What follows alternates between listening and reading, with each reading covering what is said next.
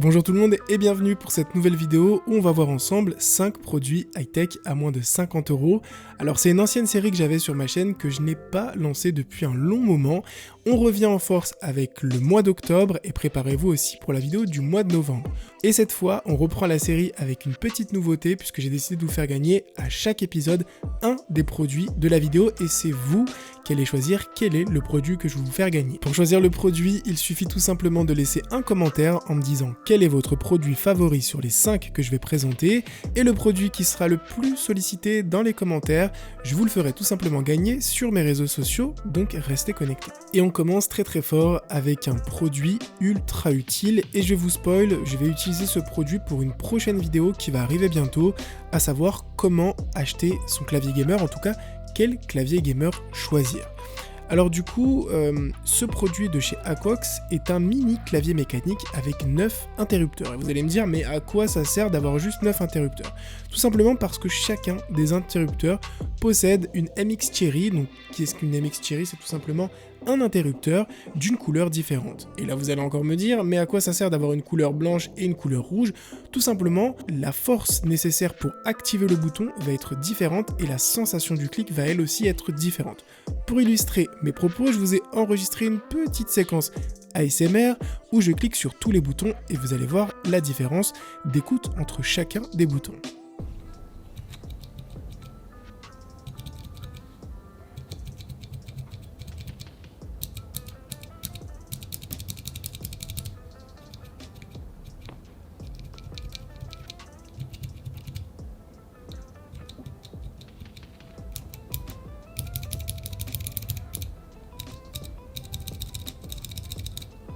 Je suis sûr qu'en regardant la petite séquence ASMR, vous êtes dit mais j'ai jamais vu ces interrupteurs là sur des claviers gamer.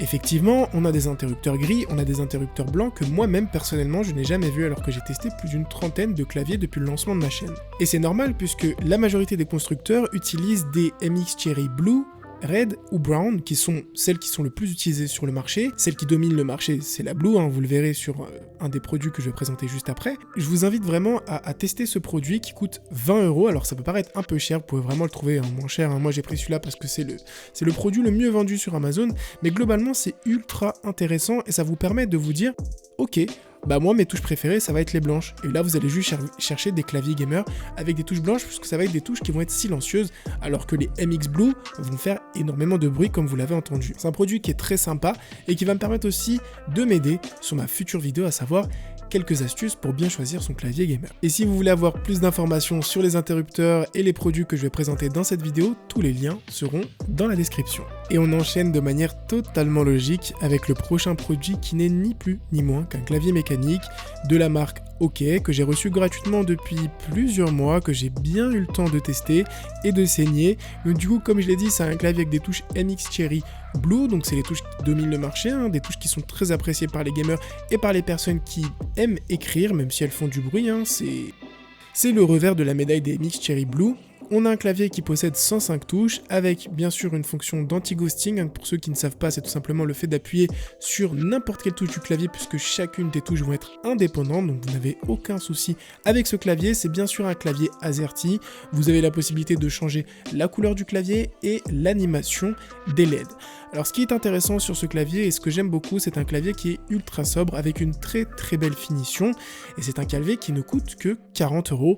Alors pour 40 €, on n'achète pas grand chose aujourd'hui en clavier mécanique, mais en tout cas pour une personne qui souhaite acheter son premier clavier mécanique, c'est un clavier mécanique d'entrée de gamme, c'est un excellent choix pour s'initier un peu au clavier mécanique puisque ça n'a rien à voir avec un clavier à membrane. Pour info, un clavier à membrane, c'est un clavier qui ne fait aucun bruit.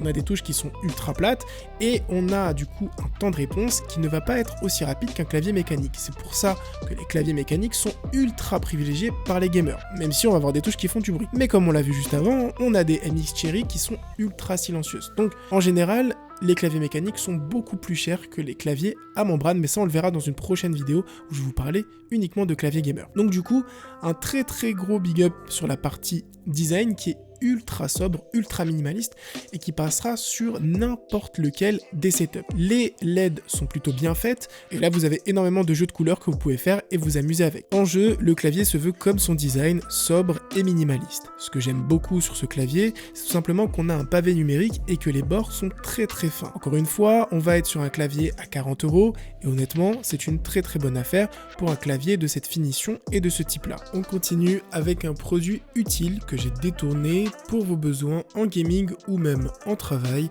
C'est une screen bar, donc du coup c'est une petite barre que vous allez pouvoir mettre au-dessus de votre écran. C'est une barre lumineuse avec 3 couleurs différentes qui vous permettent tout simplement d'éclairer la pièce. À quoi ça sert? Lorsque vous travaillez dans le noir, c'est très mauvais de juste laisser la lumière de votre écran. En général, vous allez mettre des lunettes, vous savez, il y a des petites lunettes jaunes qui se vendent pour filtrer la lumière bleue, etc. Car c'est très mauvais pour nos yeux, ça les fatigue énormément. Donc du coup, cette petite barre LED va créer une source de lumière au-dessus de vous qui va vous permettre de travailler ou de jouer dans de meilleures conditions. La barre coûte 30 €, elle est très facile à mettre et une fois mise, c'est vrai qu'elle éclaire énormément le bureau. Ça permet vraiment de créer une petite ambiance, hein. C'est un peu comme les LED que vous allez mettre derrière votre bureau et honnêtement, je l'ai trouvé ultra utile. Au niveau de la finition, c'est aussi très bien. Pour 30 €, ça fait vraiment le taf. Pour l'avant-dernier produit, j'ai décidé de vous sélectionner une souris et non pas des moindres puisqu'il s'agit de la Logitech G203 Prodigy. Alors, si j'ai décidé de prendre cette souris, c'est tout simplement parce qu'elle possède un prix qui est ultra contenu, à savoir qu'elle coûte seulement 40 € et que c'est une très bonne souris d'entrée de gamme, mais surtout parce que pour ce prix, vous allez avoir énormément de caractéristiques qui vont faire que vous allez jouer dans de bonnes conditions. Avant de vous parler des caractéristiques techniques, je vais vous parler très rapidement du design. On a une souris ici avec un design minimaliste, encore une fois, hein, on a une souris qui ne va pas chercher dans la fioriture à part la couleur qui est bleu lagon sur du bleu turquoise. On va voir un petit rétroéclairage au niveau du logo et à l'arrière de la souris qui fonctionne extrêmement bien et ça j'ai vraiment apprécié. On va avoir une souris aussi qui va avoir une texture assez douce qui est agréable au toucher et ça c'est un excellent point. Au niveau de la taille, on a une souris qui est quand même assez petite, hein, faut aimer. Si vous avez des très grandes mains, ça peut être compliqué. Par contre, si vous avez des mains de taille moyenne ou des petites mains, c'est juste parfait. Au niveau du poids, la souris est légère, vraiment légère, et c'est un des arguments de Logitech. Au niveau des caractéristiques techniques, on va avoir 8000 dpi maximum, on va avoir 6 boutons programmables, une compatibilité avec PC, Mac et Chromebook, et une compatibilité avec le logiciel de chez Logitech, le Logitech G-Hub, qui va vous permettre de personnaliser votre souris. Honnêtement, très bonne prise en main, la souris réagit très bien, vous avez jusqu'à 8000 dpi, vous pouvez choisir parmi 5 niveaux de sensibilité directement sur la souris en appuyant sur le bouton juste en bas de la molette fonctionne très bien, donc honnêtement, j'ai pas eu de soucis particuliers, c'est un excellent choix pour démarrer.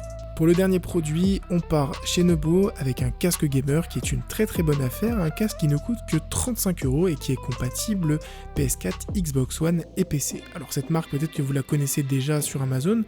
J'ai déjà présenté des casques de la marque plusieurs fois sur la chaîne, peut-être 2-3 fois hein, sur les 3 dernières années qui se sont écoulées, et je n'ai jamais été déçu par leurs produits puisqu'on a vraiment un excellent rapport qualité-prix.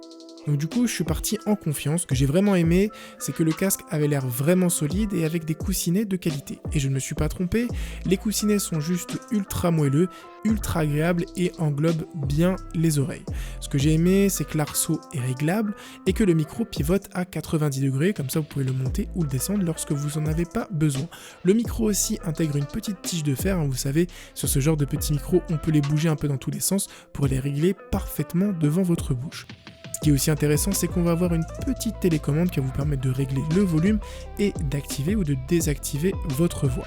Ce que je vais faire juste après, c'est que je vais tester le micro-casque sur ma console et vous donner mon ressenti en live pour que vous puissiez entendre par vous-même la qualité du micro. On parle dans l'annonce d'une réduction de bruit, faut pas pousser. Honnêtement, je n'ai pas entendu de réduction de bruit, je trouve que c'est un mauvais jeu de mots. Effectivement, les oreillettes isolent plutôt bien, mais on va pas jusqu'à dire que c'est une réduction de bruit. Ça marche plutôt bien, hein, on est bien isolé, le son est plutôt quali, mais ne pensez pas qu'on va avoir une réduction de bruit active, je trouve que c'est assez trompeur. Mais sinon, le casque est ultra sobre avec une bonne finition, des couleurs minimalistes, hein, on est sur du gris anthracite et un peu d'orange, et ça fait juste le taf. Donc on passe au test du micro, à vous de juger, et on se retrouve pour la conclusion de cette vidéo. On est de retour sur la PlayStation 4, avec Fall Guys pour tester le casque gamer Numbo N16. Alors l'idée c'est de vous donner un peu un aperçu de la qualité micro, c'est ce que vous entendez là, et aussi de vous donner mon avis sur le casque de manière globale. Alors en termes de confort, c'est vrai que c'est très agréable. Ce que j'aime beaucoup c'est la mousse des oreillettes qui est ultra confortable. Honnêtement le casque on le sent pas du tout. On a des casques qui vont être très rigides, là pour le coup celui-ci est assez souple et il est très léger.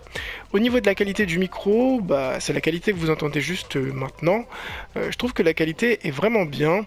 Le micro possède un gain qui va être assez élevé, c'est-à-dire que vous n'avez pas besoin de parler très fort pour qu'on entende votre voix, mais du coup, le contre-coup, ça va être que vous allez avoir pas mal de bruit en fond, donc si vous vous concentrez sur ma voix, vous allez entendre potentiellement des petits bruits parasites qui sont pas vraiment très dérangeants quand vous allez jouer avec vos potes, etc. Mais peut-être que pour faire du streaming, on va chercher une qualité supérieure. Encore une fois, en termes de confort, c'est top, le micro est vraiment pas mal. En termes de qualité audio, ça reste un casque pas très cher, mais honnêtement, ça fait super le taf. Bon, comme vous l'avez entendu, la qualité du micro est plutôt pas mal. On va voir quand même quelques petits bruits, mais c'est rien de méchant. Si vous voulez faire du stream, ce sera peut-être pas le meilleur casque, mais si c'est juste pour discuter avec vos potes, ça fait largement le taf. En tout cas, j'espère que cette petite vidéo vous aura plu, qu'elle vous aura aidé et qu'elle vous aura potentiellement fait découvrir de nouveaux produits que vous ne connaissiez pas. Si c'est le cas, n'hésitez pas à laisser un petit like, à vous abonner et à partager la vidéo avec un pote qui en aurait bien besoin. Le concours est toujours ouvert, n'hésitez pas à me dire dans les commentaires quel est le produit que vous préférez et pourquoi. Sur ce, portez-vous bien, à une prochaine vidéo. Ciao tout le monde.